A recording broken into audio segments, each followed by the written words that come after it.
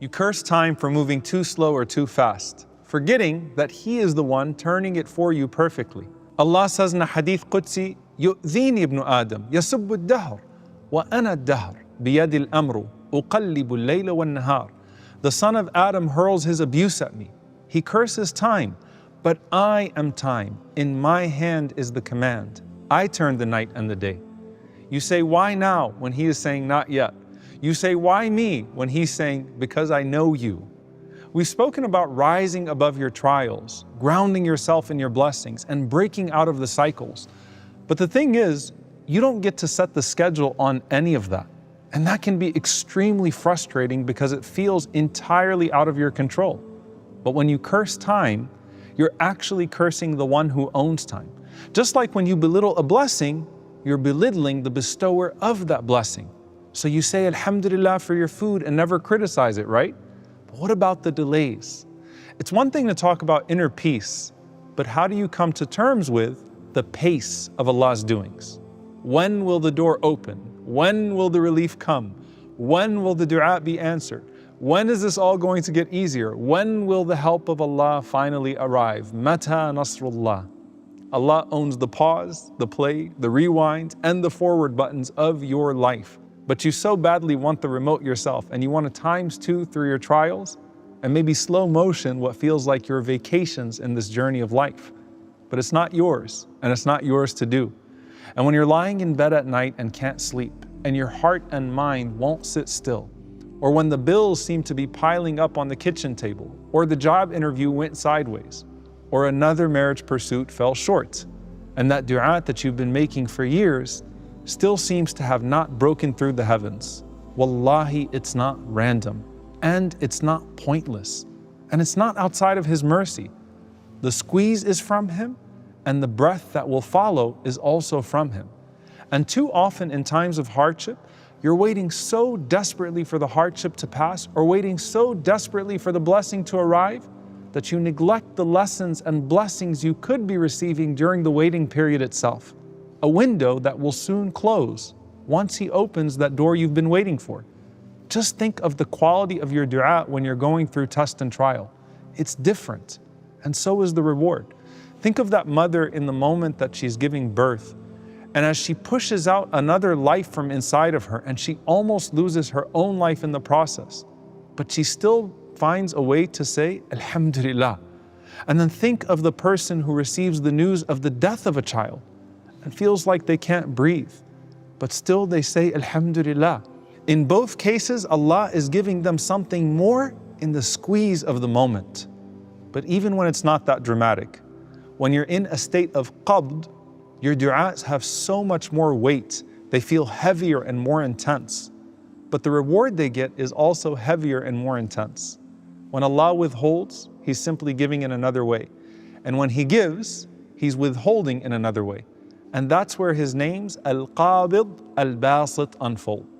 He is the one who tightens and the one who opens, the one who draws in and the one who stretches out. Allah says, قُلْ إِنَّ رَبِّي يَبْسُطُ الرِّزْقَ لِمَنْ يَشَاءُ وَيَقْدِرُ. Say, verily my Lord expands provision for whom He wills and constricts it. So both abundance and scarcity are tests. And the worst thing you'd want is that Allah temporarily give you a greater share here that ends up spoiling you and giving you a greater share of hellfire for eternity. And Allah says, وَاللَّهُ يَقْبِضُ وَيَبْسُطُ وَإِلَيْهِ تُرْجَعُونَ. It is Allah who withholds and Allah who expands, and to Him you will all return. The reality is that the great equalizing isn't here, it's in the hereafter. But here and there, it's always in His hands. Even in our communal life, you can see how He takes from the wealthy. That's a kind of qabd by obligation that purifies our wealth. And then He expands it for the poor by making them its recipients. And then in His own creation, He tightens one stream so that He can irrigate another. And then at the end, Allah says, وَالْأَرْضُ جَمِيعًا قَبَضَتُهُ يَوْمَ الْقِيَامَةِ وَالسَّمَاوَاتُ مَطْوِيَّاتٌ بِيَمِينِهِ. That the earth, all of it, will be His handful on the day of resurrection, and the heavens will be folded in His right hand. Here, His qabd shows His might, but on the day of judgment, His qabd, His handful, shows up as mercy, ثُمَّ يَقْبِضُ قَبْضَةً مِّن نَارٍ. He will seize a handful from the fire and take out people whom others had already written off. And every night there's qabd and bast with the souls. Every night your sleep is a little death. Your soul is taken and then returned to you. You woke up today because He chose to give you back your soul. That wasn't luck. That was called bast. Both of these are divine mercy, and both of these are divine management. The tightening is not punishment, it's actually protection. And the opening is not an invitation to indulgence. It's actually a test. And both come from the same hand. And that's why many of the scholars say that these names should only be mentioned together, because one without the other could suggest Allah restricting without wisdom or giving without guidance. When He holds, He's not being stingy. He's teaching you to look inward and upward again. And when He expands, He's not necessarily rewarding. He's placing something in your hand that you can't let occupy your heart. Just like when you breathe, you can't live only inhaling, nor can you live only exhaling. Qabd and bast are the inhale and exhale of your soul. The sabr that you practice during constriction becomes oxygen for the shukr that you practice during expansion. So when a person says, Alhamdulillah, I remember this trial, so now I can appreciate this blessing properly. And Allah doesn't squeeze the believer except to reward him and replenish him as a result. Think of Jibreel alayhi salam when he squeezed the Prophet sallallahu alayhi wasallam so hard that the Prophet sallallahu alayhi wasallam said, I thought I wasn't going to be able to breathe. I thought I was going to die. But what he was doing was actually preparing him for Inna sanulqi alayka qawlan thaqila. We are going to bestow upon you a heavy word. But Allah then says, Alam nashrah laka sadrak? Did we not expand for you your chest? Allah expanded His chest for the mighty gift of the Qur'an. And through that, the Prophet's burdens were removed and his name was elevated. Likewise, Mecca became unbearable to live in, but then Medina became the city of the Prophet sallallahu alaihi wasallam, until Allah gave him back Mecca in its entirety with an ummah multiplied many times over. Allah squeezes, then He spreads, and it's never outside of His mercy or wisdom. And this isn't just personal, it's collective too. When you look at His shara'i', His legislations, Allah tightened the path of Bani Israel out of justice, making things stricter on them due to their transgressions and holding them to their covenant. And then He widened the path of Muhammad sallallahu alaihi wasallam out of grace, so that no generation of Muslims could ever say that our religion is impossible to live. But even within this ummah, sometimes He tightens out of justice, and sometimes He widens out of grace. He restricts one door to protect a people from arrogance, and then He opens another to test their gratitude. Because just as qabd and bast shape the heart, they also shape our history. Sometimes we forget who we're supposed to be in our moments of glory, and then we only wake up in our Gaza moments. And as those people show us what it's like to be in a qabd, in a seizing that we can't even imagine, we are also being tested with a bast, with a stretch that we take for granted. And when time feels stuck, remember that He's also named Al-Muqaddim wal-Mu'akhir, the one who brings forward and the one who delays. Because sometimes you're not being held back, you're being set up for something greater. Sometimes your delay is your protection. Sometimes your slowness is your refinement. Remember again how Yusuf alayhi salam was sitting in prison? And then I want you to consider the timing of it all. He watches two cellmates leave before him. One of them goes to a palace, the other one goes to a death sentence, but he's still sitting in prison.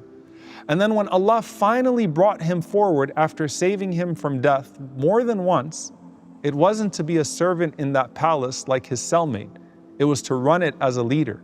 And that wouldn't have happened without Allah's timing it so perfectly that his fellow prisoner got out first and then mentioned Yusuf to the king so that Allah subhanahu wa ta'ala would bring him to the throne. So just like with Yusuf, what's delayed for you is not always denied. Sometimes your fate is being upgraded behind the scenes in a way you could have never imagined. So sometimes Allah limits you so that you could learn patience. Sometimes He expands you so that you could learn gratitude. Sometimes He brings you forward to honor your readiness. Sometimes He delays you to protect your soul that's not ready. Don't rush His decree.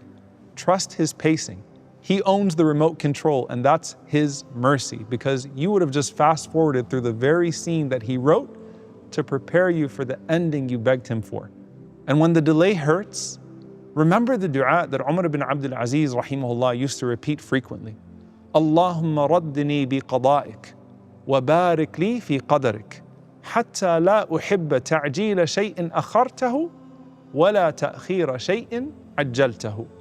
O Allah, make me content with your decree and bless me in what you have destined for me, until I no longer wish to hasten what you have delayed, nor delay what you have hastened. Because once you trust Al-Qabid in the squeeze and Al-Basit in the stretch, then you're content with Al-Muqaddim when He brings forward and Al-Mu'akhir when He slows you down. And time stops feeling like an enemy and starts feeling like a teacher and an opportunity. And maybe that's the real secret of peace. Not when things finally happen, but when you finally stop wishing they would. And let's return to the heart, because some people lose their way, not in the maze of what, but in the maze of when. You want marriage now, healing now, children now, a door to open now. And Allah's pace is just different. And there's a particular sweetness that the heart cannot taste until it stops trying to fast forward life and stops wishing to rewind and starts loving His timing. When you finally say with your heart, Ya Muqaddim, qaddimni indak, bring me forward with you. Ya Mu'akhir, akhirni amma yu'akhiruni ank, delay from me whatever delays me from you. You'll find that your anxiety has less to do with the calendar and more to do with trust. And one thing that's consistent is Allah is always extending His hand to you in repentance. The Prophet ﷺ said, Inna Allaha yabsutu yadahu bil-layli liyatuba musi'u nahar wa yabsutu yadahu bin-nahari liyatuba musi'u layl. Allah stretches out His hand at night so that the sinner of the day may repent, and He stretches out His hand by day so that the sinner of the night might repent. And the Prophet ﷺ also taught us that as we ask Al-Muqaddim to put forward and Al-Mu'akhir to hold back, we must seek forgiveness for what we have put forward and what we have delayed. فَاغْفِرْ لَنَا مَا قَدَّمْنَا وَمَا أَخَرْنَا. Forgive us for what we put forth and what we held back. That way you focus on questioning yourself instead of Him, and on finding peace in what He gives and withholds, while taking responsibility for what you give and what you hold back.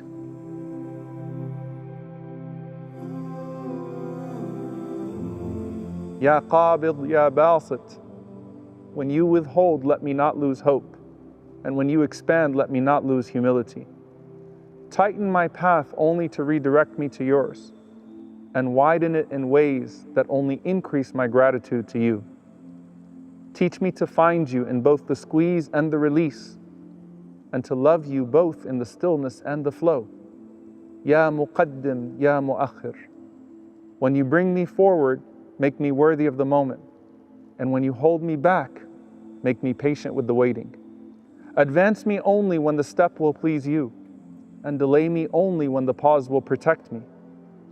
Wherever I stand in your decree, let me always feel content that I am never misplaced.